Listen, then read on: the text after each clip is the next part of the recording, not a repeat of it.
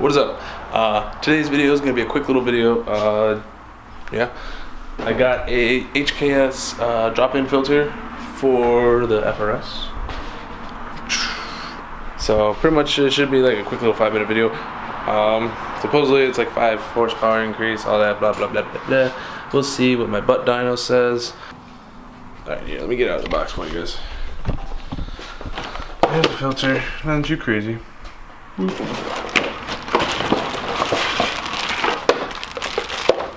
So, as you can tell, it looks like it should only be able to go in one way. So, I'm excited. It looks like it should probably just be these 2 clips, and then it should just slide right off, I'm thinking. So, if we have any problems, we will see. If not, I don't know. I'd like to get rid of this guy. This weird noise box, I don't know. Alright. So yeah, I'm just gonna jump into this. It's just a little air filter, so it shouldn't be too difficult. Let's go.